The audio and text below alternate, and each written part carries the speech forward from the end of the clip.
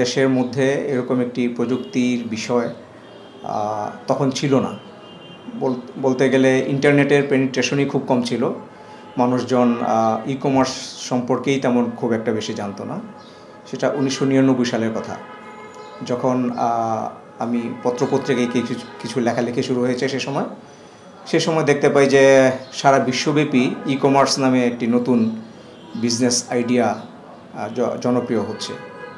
আমি অনুধাবন করতে পারি যে এটা খুব পপুলার হবে, সারা পৃথিবীতে এটা ছড়িয়ে পড়বে খুব দ্রুত, কাজেই বাংলাদেশে এটা শুরু করা দরকার।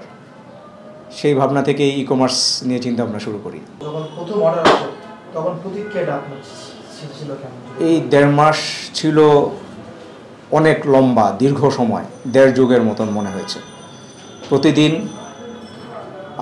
ইন্টারনেটে মেইল চেক করতাম, কোনো বুকিং আসলো কিনা, কোনো অর্ডার আসলো কিনা। তো আর হতাশ হতাম, সময় কাটতে চাইতো না।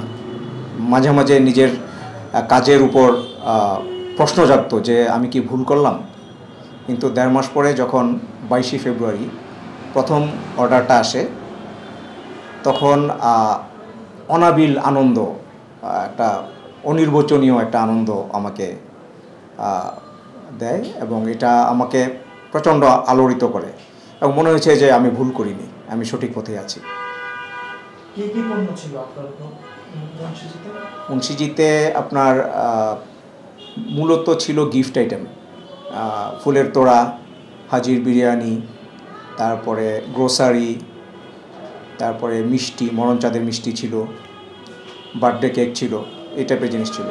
আমিন জুয়েলার্সের গয়না ছিল। ব্যবসায় অর্থনৈতিকভাবে স্বাবলম্বী হয়েছেন নাকি লোকসান হয়েছে?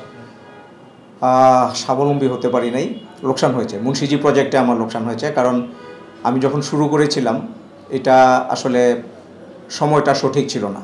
প্রত্যেকটা জিনিসেরই একটা উপযুক্ত সময় থাকে, তখন আমাদের মার্কেট রেডি ছিল না, এই জন্য আমার লোকসান হয়েছে। এটি কি চালু করবেন আবার? আমি আশা করছি আবার চালু করব। ব্যবসায় লোকসানের মুখ দেখেছেন, তারপরও আপনার কাছে কেন মনে হয়েছে যে এটা আবার চালু করা উচিত? আসলে যেই ভাবনা থেকে আমি ই কমার্স 24 বছর আগে শুরু করেছিলাম, সেই ভাবনাটা এখনও বদলায়নি। বাস্তবতাটা আরও শক্ত হয়েছে, আরও জমাট বেঁধেছে, কারণ ই কমার্সের প্রয়োজনীয়তা আরও বেড়েছে। সারা পৃথিবীতে অনেক ব্যবসা ই কমার্সের মধ্যে ঢুকে যাচ্ছে। কাজেই আমি মনে করি যে সুযোগ এখনও আছে, এবং সেই তুলনায় বাংলাদেশ তেমন কিছু আগায় নাই ই কমার্সে। 24 বছর হয়ে গেলেও বাংলাদেশ ই কমার্সে আরও অনেক কিছু করার আছে। তো আমি মনে করি যে আবার ব্যবসায় নামা যায়। 10 জানুয়ারিতে বাংলাদেশে ই কমার্সের 2 যুগ পূর্ণ হয়েছে বলে বলছে, কিন্তু ডোমেইন হিস্ট্রি বলছে 2015 সালে নিবন্ধিত হয়েছে। এইটা হলো যে আমরা আসলে 1999 সালে ডোমেইনটা কিনেছিলাম আমেরিকার নেটসল বা networksolutions.com এই প্রতিষ্ঠান থেকে। তো এটা চালু করার পরে আমরা 2012 সাল পর্যন্ত বিজনেসটা রান করি। 2012তে বন্ধ হয়ে যায়, এবং 2013তে অসতর্কতাবশত ডোমেনটা আমরা সঠিক সময়ে রিনিউ করতে পারিনি। তখন এটা অন্য জাপানি একটা প্রতিষ্ঠানে চলে যায় ডোমেনটা, এবং 15 সাল পর্যন্ত জাপান আমেরিকা ঘুরে 15তে আবার আমাদের হাতে আসে ডোমেনটা, এবং তখন আমরা 10 বছরের জন্য কিনে নিই। তো এখন যারা ওই হুইজ সার্চ দেয় ডোমেন হিস্ট্রি দেখার জন্য, সাধারণত তারা এমন সব ইয়েতে সার্চ দেয় যেখানে যাদের 21 বছরের বেশি দেখাইতে পারে না হিস্ট্রি। কিন্তু আপনি যদি web.archive.org এই ওয়েবসাইটে গিয়ে সার্চ দেন, তাহলে দেখবেন যে মুন্সিজির ইতিহাস 2000 সাল থেকে দেখায়। কিন্তু বাস্তবে মুন্সিজি কেনা হয়েছিল 1999 সালে। আসলে আমি ছিটকে যাইনি, আমি ই কমার্স নিয়েই আছি। আগে যেমন ছিল যে আমার প্রোডাক্ট বেসড ই কমার্স ছিল, এখন আমি সার্ভিস বেসড ই কমার্স নিয়ে আছি।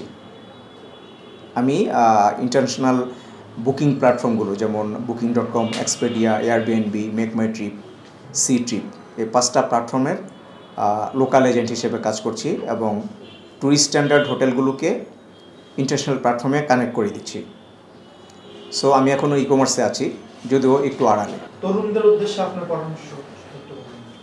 তরুণদের উদ্দেশ্যে আমার প্রথম পরামর্শ হলো যে তোমরা ক্ষুধার্ত থাকো, তোমাদের প্রচুর জানতে হবে, প্রচুর পড়তে হবে, এবং জিনিস এখন আগের চেয়ে অনেক সহজ হয়েছে, অনেক সহজলভ্য হয়েছে, এবং সাথে সাথে কিন্তু চ্যালেঞ্জও বেড়েছে। সো তাদের উদ্দেশ্যে আমার একটাই বক্তব্য যে তোমরা আপ টু ডেট রাখো নিজেকে, তাহলে বিশ্বের সাথে তাল মিলিয়ে চলতে পারবে। এমন একটা সময় আমরা বাস করছি যেখানে ভৌগোলিক দূরত্ব কোনো দূরত্ব না।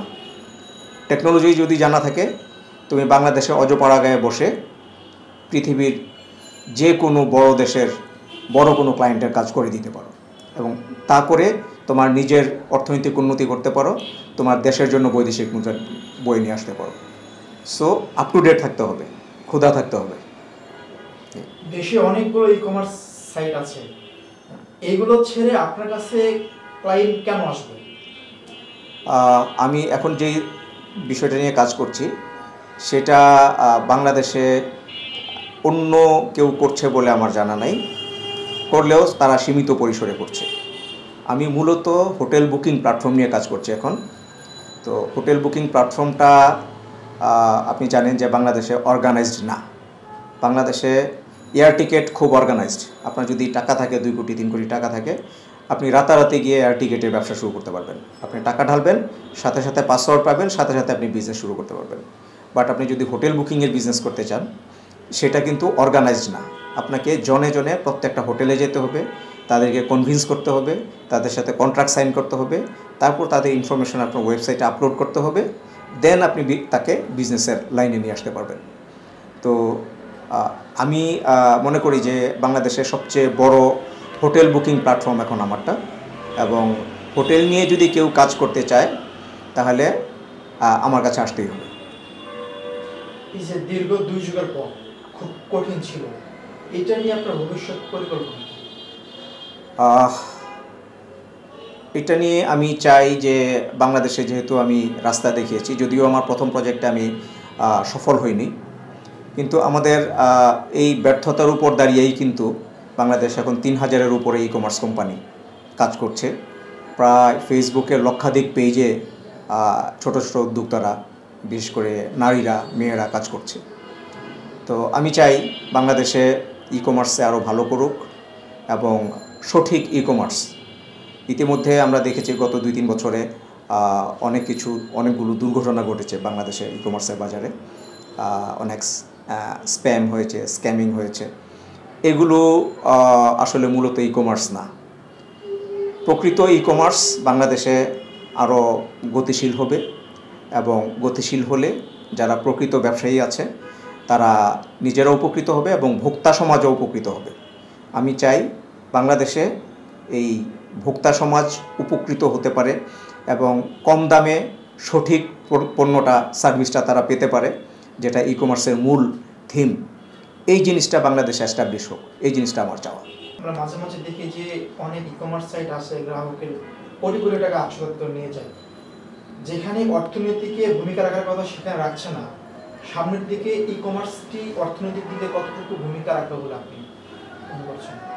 দেখেন, ই-কমার্স তো আসলে এটা একটা বিজনেস পদ্ধতি। এটা ট্র্যাডিশনাল বিজনেসের মতোই, কোনো ক্ষেত্রে এর চেয়েও কঠিন জিনিস। আর এটার প্রয়োগ পদ্ধতিটা হলো ভিন্ন। আপনার কাছে একটা ছুরি আছে, এই ছুরি দিয়ে আপনি ফল কাটতে পারেন, আপনি আপনার প্রয়োজনীয় কাজকর্ম, গৃহস্থালী কাজ করতে পারেন। এই ছুরি দিয়ে আবার মানুষকে হত্যাও করতে পারেন। এখন ই-কমার্সের প্রয়োগটা আপনি কিভাবে করবেন সেটা আপনার বিষয়। আমাদের দেশের নীতি নির্ধারকরা এটা নিয়ে কাজ করছেন। আমরা নিজেরাও ই-কমার্সের নীতি পলিসি নিয়ে কাজ করেছি। ই-ক্যাবের আন্ডারে আমরা পলিসি প্রণয়নে সহায়তা করেছি। আশা করছি সামনের দিনগুলোতে নিকট অতীতে যে সমস্ত সমস্যাগুলো ছিল এগুলো আর থাকবে না এবং মানুষ সচেতন হবে। আশা করি সামনে আর এই সমস্যা হবে না। সংবাদ, ফিচার ও অনুষ্ঠানের জন্য ভিজিট করুন সংবাদ প্রকাশের ওয়েবসাইট এবং যুক্ত থাকুন ফেসবুক পেজ ও ইউটিউব চ্যানেলের সঙ্গে।